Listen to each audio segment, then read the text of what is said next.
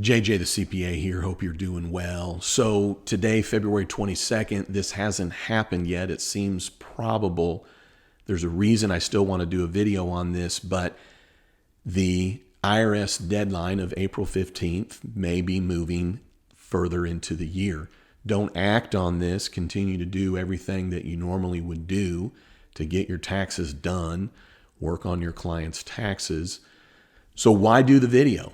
Well, the video is to talk about some aspects of this to make sure you understand what this would mean to those that need more time to pay, which is to reduce down penalties and interest on those that can't get their taxes paid by April 15th.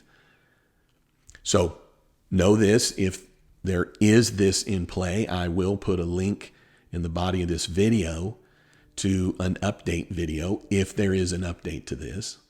And I'm also now going to put a link to the IRS website, to the newsroom page on the IRS website, that if they do change this, you'll find it there.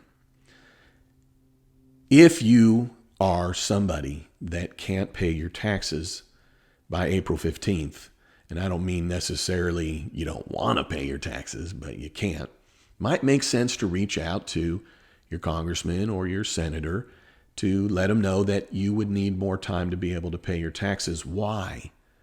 So that you don't have penalties and interest accrue.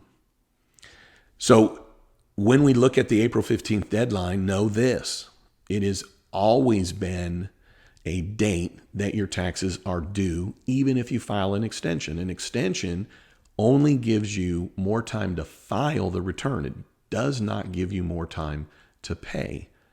So by moving the April 15th deadline to a later date in the year for paying your 2020 taxes, I think is a good thing in helping millions of Americans that owe tax, that won't have the money, to give them more time to come up with it, more time of recovery, if you will, and not have to pay penalties and interest. The second aspect of that is, even if you have the money to be able to pay your taxes for 2020, those that pay estimated tax payments, you know who you are because it's an extra step and extra voucher to mail in for the 4 quarters. But for those that pay in estimated tax payments on their individual taxes, well, first quarter for 2021 is due April 15th, has always been that way. So April 15th has 2 due dates, if you will, when it comes to paying taxes. Any taxes due for the prior year are due April 15th, and your first quarter of the year we're in is also due April 15th. So moving that date also reduces down potential penalties for those that can't pay or fully pay in first quarter of 2021. So I think this is a major help, especially to small business owners, especially to sole proprietors.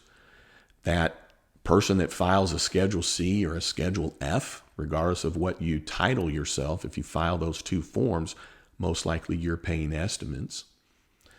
So I'm for a move of the date for those purposes. What I would urge you to do, and again, there'll be an update. Let me describe this. If there is an update, if they actually do this in the body of this email, I'll put a link to that video. They may not. I think it's probable. But for those that are in the tax biz, like me, so my fellow tax professionals, EAs, and CPAs, rest of the video would be probably more directed to my fellow associates and colleagues and peers. So for those of you that aren't interested in the rest of this, do me a favor, subscribe, pay attention to this, still get your taxes done, know where you stand, know what you do owe if you do owe, and know what you do owe, if any, for first quarter. And of course, if you're getting a refund, boom, get her done. Get her done ASAP. So for my fellow tax professionals, here's my thought process is even 30 days. I don't know about you, and it does differ from practice to practice, but I lost all of January and the first part of February to the employee retention tax credit, the retroactive aspect of that. The new Form 1099 NEC, just separating out also those that then need to file a Form 1099 miscellaneous, so a little extra filings there. Not to mention PPP second round that included first draw and second draw, but we know for second draw, heavily reliant on the fact that to qualify for it, as you know, you have to show that any given quarter into 2020 needs to be at least 25% down to the correlating quarter in 2019. So that required us updating books or helping with our clients related to that. Maybe you're not involved with that. So if you're not involved with that, then I would ask for a little compassion for those of us that were. Now, PPP forgiveness could be a part of that time period. We know there was the simplified application that came out. Now, I didn't get involved with any PPP forgiveness yet. And if you are following, you know why. But from my perspective, I think for our clients, if we were to tell them, listen, we're still going to go with April 15th in the sense of I need your stuff by whatever date you tell your clients they need it to get you by. And you're able to get those returns done to completion. And my mindset will be that I'll be able to get more returns done by April 15th, focusing in on those that are getting refunds, focusing in on the businesses that need to get done that then produce K-1s that go into an individual tax return. And I think what I look at it as is instead of April 1st to April 15th being either we're now stretched on two tracks going towards the tunnel, the deadline, two tracks of what's first quarter going to be and what does somebody need to pay with their extension.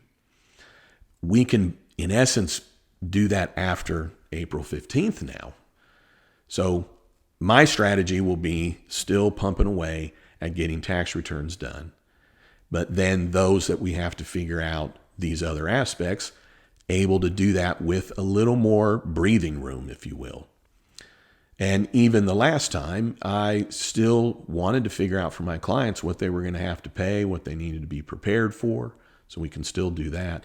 But check this one out. And this one might surprise you on why you may want some extra time. Well, we need to do PPP forgiveness applications so we can get started on doing some of that. But this might be a time to really take a deep breath and figure out what clients you need to fire. You need to fire some clients. Every practice probably has one. And what do I mean by that? Well, what I mean is for tax professionals, typically when we're in the thick of it, what do we do even with the ones that come at the last second? I'm already working late, bring it on. What do we do typically with those in the last second? We don't spend as much time on them. Why? It's like, well, I mean, this way you gave me, here's what you got. I mean, what do you want me to do? There's only so many hours in the day. I'm not saying we produce crap. I'm not saying we produced a return that's no good. I'm just saying for those that are messy, let's get real. It's like, well, I mean, I went through your mess the best I could. So this could be an opportunity to say, hey, I appreciate the mess. I'm going to hand it back to you. Here's what I need you to do. Excel or fill out a P&L, or here's an Excel spreadsheet. You count it up. And I'm not so much talking about saving ourselves the time of not having to count up and sort receipts, if you will. What I'm talking about is pushing that back to the client that they now have that time. And if they don't then produce what it is that you need, you terminate them or you let them know, listen, as we move forward, there's more required of us as tax professionals, EAs and CPAs. I don't have time for this anymore. What I have time for is you, client, and you getting me information in a format that doesn't require separating beans, right? And you also then have time to put that client on notice, because I've been there right? You have those clients and you're like, well, I don't have a choice. I might as well get it done. So instead of giving that person till October 15th, you now have an opportunity to give them until whatever the new deadline is. And then you don't have to feel bad if they don't meet your new deadline. So you'll be able to approach that client maybe a little differently. Now, for me, my grandfather was a CPA, and Omar Abbott Slater, CPA. Now his oldest son was a CPA as well and had his own practice. And one of the things that my uncle told me was every year the staff voted on at least one client to fire. And all of his clients knew it. And so all the clients were on a little better behavior, knowing that there was always going to be an election of someone to fire. Now, of course, it was probably typically someone that needed to get fired. And what is that one client ruining for you? A weekend, an evening, a missed baseball game, headache. What do those clients typically not do? Pay you well, pay you on time, right? And I'm not talking about the client that has extenuating circumstances in a given year. I'm talking about the habitual ones. And remember this, there's a lot of new tax preparers out there, probably, that would be hungry for that. When I started my practice 24 years ago, I was hungry for that. I didn't care. So you'd be helping another practice. So reach out and figure out, is there anybody new out there? Ask other tax professionals. Anybody know of a new tax professional out there that I could send some clients to? And then regardless, I think for us, we'll produce better returns having a little bit more time, given that we lost the beginning of our tax season. Never in the history of tax seasons have we had so much to deal with before we even got out the gate, right? You could argue that tax season, begins January 2nd. Heck, December 27th, okay, hey, here's a whole bunch of new weight to go in your backpack before you even get started with tax season of what I mentioned earlier. I also think that this would allow us time to figure out the employee retention credit, maybe for the clients that still need to get it retroactive to the prior year. So you're gaining additional services, additional time, additional help, additional service, if you will, that our clients need. So again, I'm putting a link to the newsroom of the IRS. You can keep an eye on that. They haven't moved the date. Thought I made it perfectly clear at the beginning.